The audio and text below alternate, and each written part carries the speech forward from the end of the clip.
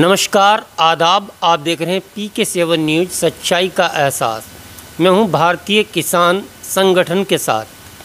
तो आज जो है भारतीय किसान संगठन का एक कार्यक्रम कैराना ब्लॉक खंड कार्यालय के सामने आयोजित हुआ, जो वीडियो आप देख रहे हैं।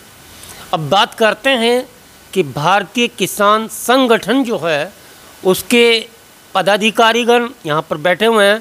आज कार्यक्रम का उन्वान रहा कैराना के प्रसिद्ध डॉक्टर सतपाल सिंह कश्यप को संगठन का जो है बनाया गया है ज़िला अध्यक्ष मनोनीत किया गया है और उनको ज़िला शामली की कमान दी गई है कि वे किसानों के हित की लड़ाई लड़ें।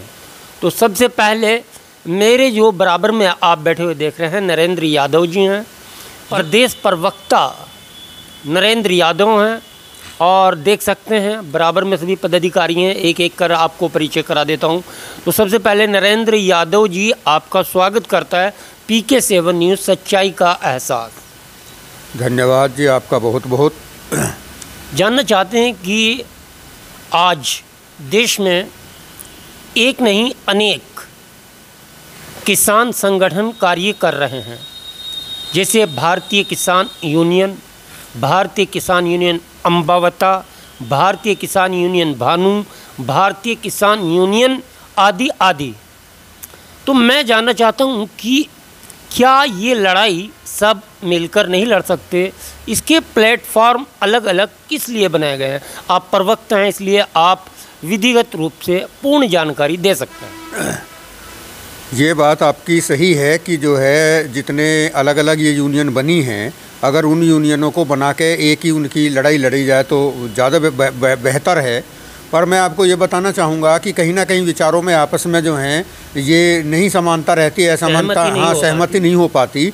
उसके कारण जो है नए नए संगठन बनते जा रहे हैं। पर हम सब संगठनों का एक ही सबका मकसद है किसान की दयनीय स्थिति से उसे उभारना, उसकी लड़ाई लड़ना। सबका किसान यूनियन, चाहे भारतीय किसान यूनियन हो, चाहे भारतीय किसान संगठन हो, चाहे भारतीय किसान यूनियन अम्बावत हो, सबका एक ही उद्देश्य है कि कैसे किसान को जो है निजात दिलाई जाए। जो किसान की जो दुर्दशा हो रही है, राहें अलग अलग है, मंजिल एक है। मैं सहमत हूँ आपकी बात से, लेकिन आज देश में किसान जो पिछड़ता जा रहा है, उसकी दुर्दशा जो है, उसका जिम्मेदार आप किसको मानते हैं? देखिए जी, उसका जिम्मेदार तो मैं, सही बात तो यह है कि सरकार को मानता हूं कि ये सरकार का ही दायित्व है कि सरकार उसका सबका निरीक्षण करे, देखे। सरकार हम में से चुन के जाते हैं और हम में चुन के जाने के बाद में उनमें से कुछ किसान भी हैं, कुछ और भी हैं, नहीं भी किसान हैं, तो सबको जानकारी होनी चाहिए कि उसकी कितनी लागत आ रही है, कितना मूल्य आप उसको दे रहे हो, उसे सुविधाओं से, उसे किन किन सुविधाओं से वो वंचित है, वो किस स्थिति से गुजर रहा है। तो ये सरकार की दायित्व है कि सरकार उनकी देखभाल करे, उनके जो उन्हें हैं जो दूर, सरकार ही उन कमियों को दूर कर सकती है। सरकार उन कमियों को दूर करे। लेकिन एक चीज़ है, जो चुनाव आता है, चुनाव 2024 बिल्कुल एकदम निकटतम है।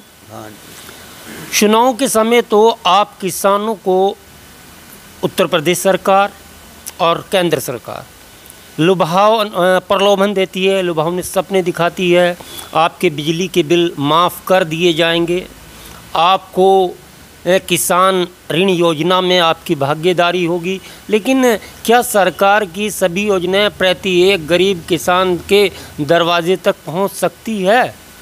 पहुंच सकती है। अगर सरकार उस काम को करे और उसमें पारदर्शिता होगी तो वो पहुंच सकती है। अभी मैं आपको बताना चाहता हूं कि जब हमारे उत्तर प्रदेश के विधानसभा के चुनाव हुए थे, तो उत्तर प्रदेश की जो भाजपा के वो थे, उन्होंने ऐलान किया था कि हम जो सिंचाई के ट्यूबवेल के बिल हैं उन्हें माफ़ करेंगे। आज तक किसी सिंचाई की ट्यूबवेल का बिल माफ़ नहीं हुआ। तो पहले चुनाव से पहले ये घोषणा की गई थी कि हम ऐसा करेंगे, वो नहीं हुआ। तो ये सरकार अगर पारदर्शिता के साथ किसी योजना को लागू करती है तो निश्चित रूप से जो है हर किसान तक के दरवाजे तक वो पहुंचेगी, हर किसान के दरवाजे तक पहुंच सकती है। बहुत बहुत धन्यवाद नरेंद्र यादव जी। एक चीज़ और है, जो किसान का बिजली के बिल हैं उनकी बात कर लेते हैं। किसानों को पानी मुहैया कराएं, उसकी बात हो सकती है। अभी गन्ने की बात आती है, 95 दिन लगातार किसान मील के दरवाजे पर बैठे रहे और मिला क्या, वो थोड़ी जानकारी आप देना। देखिए, इस पश्चिमी उत्तर प्रदेश में जो है मुख्य फसलों में से एक गन्ना है। सब गन्ने पे हम निर्भर हैं।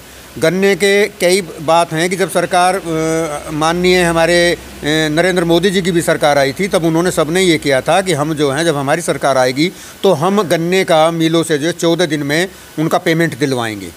ये उन्होंने कहा था, उनके चुनाव एजेंडा में भी था, पर आज तक किसी को 14 दिन में पेमेंट नहीं हुआ। दूसरी बात ये है कि जिस तरह से महंगाई बढ़ती जा रही है उस तरह से गन्ने की लागत बढ़ती जा रही है। आजकल जो है कोई भी बिना कीटनाशक दवाइयों के कोई फसल का उत्पादन नहीं हो रहा।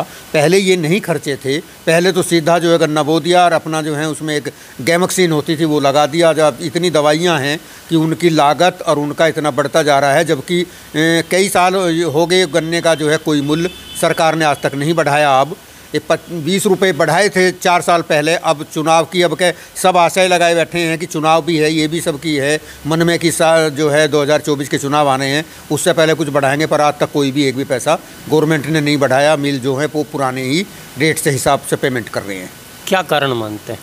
कारण यही मानते हैं कि सबका कि पहली तो बात यह है कि हमारा किसान एकजुट नहीं है। जो आप कह रहे थे कि चुनाव से पहले चुनाव हाँ, मैं बात इसीलिए कर रहा हूँ, तो मैंने इसीलिए, मुझे यूनियन से प्रॉब्लम नहीं। हाँ, गाड़ी जितनी भी जाती है आप प्राइवेट में जाइए या रोडवेज में जाइए, आप ट्रेन से जाइए। अगर जो दिल्ली का रास्ता, जिसको दिल्ली जाना हो तो वो दिल्ली पहुंचाएगी, कोई देर से पहुंचाएगी, कोई जल्दी पहुंचाएगी। तो मैं जानना चाहता हूं कि जब सबका उद्देश्य एक है, किसानों का हित, किसानों की लड़ाई, किसानों के संघर्ष में मिलने वाला फल वो नज़र नहीं आ रहा है। चुनाव 2024 निकटतम है। जो भी किसान नेता हैं, किसान नेता का मतलब मेरा है किसान संगठनों से आपके हरित प्रदेश की मांग भी उठती है, किसान के आंदोलन की भी बात चलती है, लेकिन मिलता कुछ नहीं। अगर आपको क्या लग रहा है कि 2024 के चुनाव तक किसानों को कुछ मिलने वाला है? मुझे नहीं लगता जी 2024 में भी किसानों को कुछ मिलने वाला है। ये जो घोषणाएं होती जा रही हैं ये सब झूठी ही साबित होती जा रही हैं। ये बात आपकी सही है कि सबका उद्देश्य एक है कि सबका है, पर उस उद्देश्य में भी जहाँ तक चुनाव किए उसमें भी कहीं ना कहीं हम भटकते हैं। कहीं चुनाव जो है सांप्रदायिकता का हो रहा है, कहीं जातिवाद का हो रहा है, कहीं कुछ हो रहा है। अगर जिस दिन किसान एक संगठित हो जाएगा उस दिन तो उसे निश्चित रूप से उसका हक मिल जाएगा।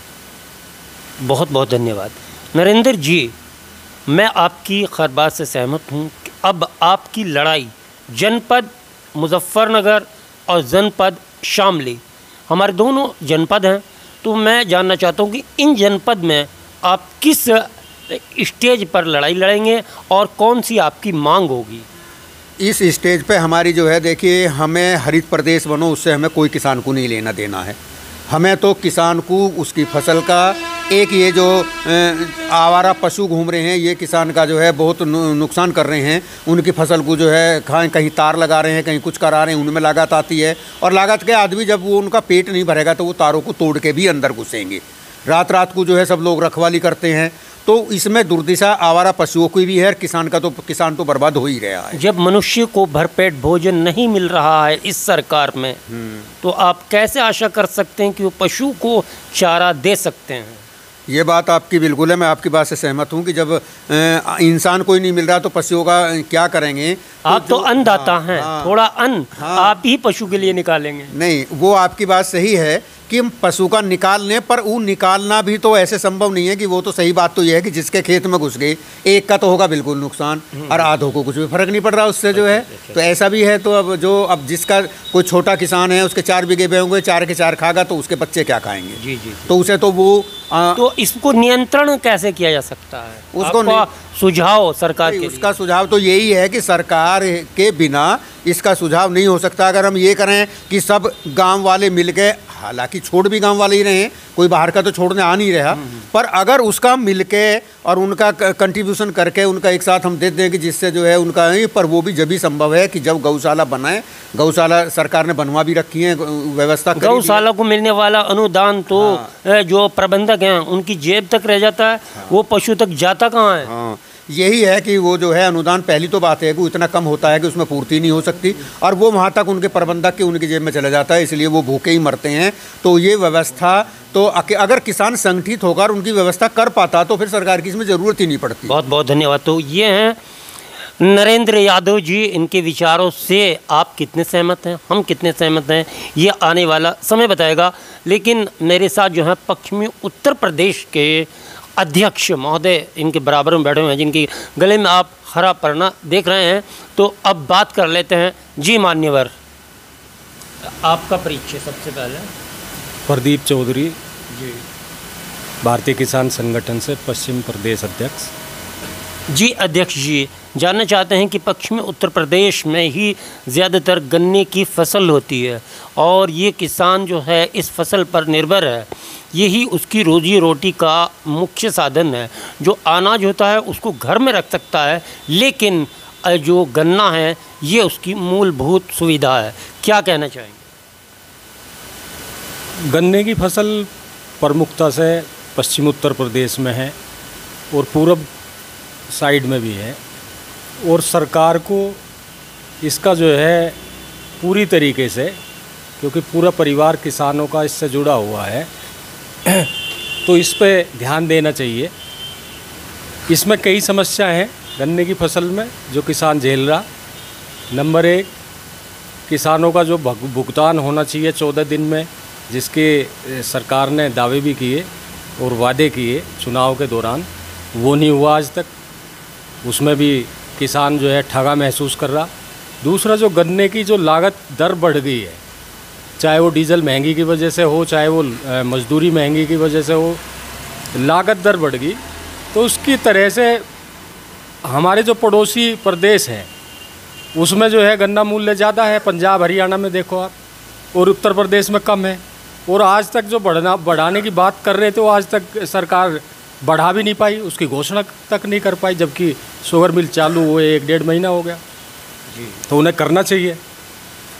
तो हमारा तो यही सुझाव है कि सरकार जो है इस तरफ ध्यान दे और इसे किसान को जो समस्याएं हैं गन्ने वालों को और हमारी अन्य जो फसलें हैं उनके लिए भी एमएसपी की मांग है कि एमएसपी को सरकार लागू करे और उसी फार्मूले से करे जो C2C फार्मूला जो लागू होना चाहिए, स्वामीनाथन आयोग के अनुसार होना चाहिए। देश में बहुत से सुझाव देने वाले हैं, एडवाइज़र हैं और सरकार में भी एडवाइज़र हैं।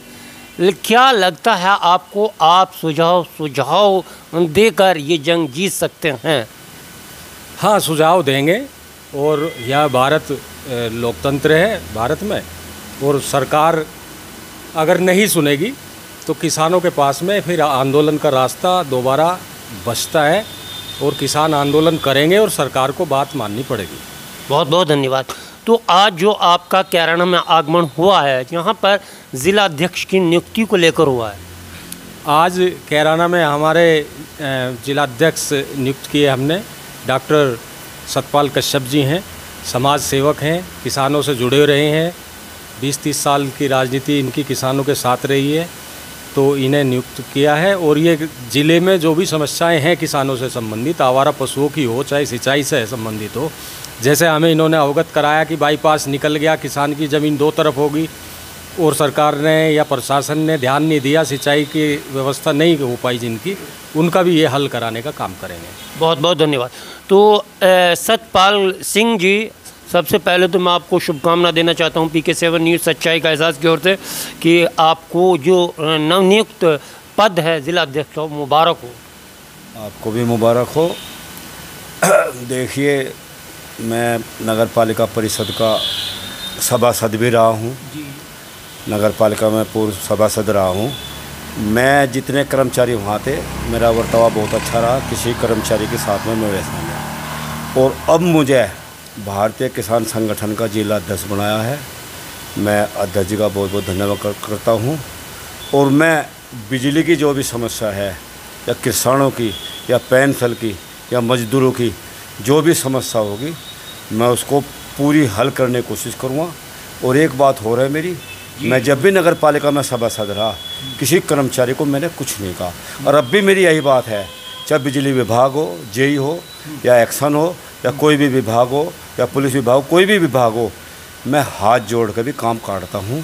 मैं किसी अधिकारी के साथ में ना बहस करता, जो मतलब किसी संगठन का मैं नाम भी नहीं लेता, सब हमें। हाँ, मैं शुरू से ही जो काम करा, जिस अधिकारी का भी कोई काम होगा, हमारे जिला अधिकारी है या डीएम साहब है शामली में या किराना के एसडीएम साहब है, पहले भी रहे 30 साल तक, कुछ भी रहा, तो मेरा काम आज लो ना रुका। जो भी काम होगा पेंसिल का या उसका, कुछ मेरे पास समस्या आ रही, किराने की जो बिजली रीडिंग वाले हैं, जो बिजली रीडिंग चेक करते हैं, एक वहाँ की समस्या आई, कह लगे जी हमारे तो पहले 600 आते, अब ज़्यादा 3000 आ रहे, और जो ये बिल बढ़ा के भेज रहे, जो ये मेरे पास औरतें आई थी बेचारे की, वो है बिसातियान की, तो कह लगे जी हमारा 600 आता और ये 3000 आ जी, क्या करना चाहिए? मैं कोई बात नहीं, हम यहाँ के एसडीओ साहब से मिलेंगे, नई समस्या होगी फिर हम एक्शन साहब से मिलेंगे और मैं आपकी रीडिंग भी सही कराऊँगा। और जो कर्मचारी बिजली विभाग का अगर गलत काम करागा या गलत रीडिंग भेजेगा या गलत वो करागा, मैं उसकी शिकायत एसडीएम, वो किराना एसडीएम साहब से भी और डीएम साहब से भी और एसडीओ साहब से हाथ जोड़े के कहूँगा कि इस कर्मचारी को हटा जाए, और नहीं हाथ से हटेंगे फिर मैं। आपका तरीका गांधीवादी तरीके से चलना है आपको, यानी कि जो आंदोलन भी करते हैं तो शांति प्रिय करते हैं। तो मैं किसी के अधिकारी के साथ में कोई बदतमीजी या कोई वो नहीं करूँगा। मैं हाथ जोड़ के जो भी काम होगा, किसी भी विभाग का भी हो, कोई भी विभाग हो, मैं उसको 100 में 100% करूँगा। और अधिकारी जो मैं तमीज़ से बोल लूँगा मुझे भी तमीज़ देंगे, जो मैं इज्जत से बोल रहा हूँ मुझे भी इज्जत देंगे, और साथ मेरा काम ना रुके। तो ये हैं डॉक्टर सतपाल सिंह कश्यप, जो नवनियुक्त जिलाध्यक्ष जनपद शामली नियुक्त हुए हैं। ये किसानों के साथ साथ ये कह रहे हैं कि मैं मजदूरों और नगर वासियों की लड़ाई भी लड़ूंगा, लेकिन बड़े शांति प्रिय ढंग से, और अधिकारियों से ये शांति प्रिय ढंग से कार्य करा सकते हैं। तो मैं हूँ सनवर सिद्दीकी, आप देख रहे हैं PK7 न्यूज़, सच्चाई का एहसास।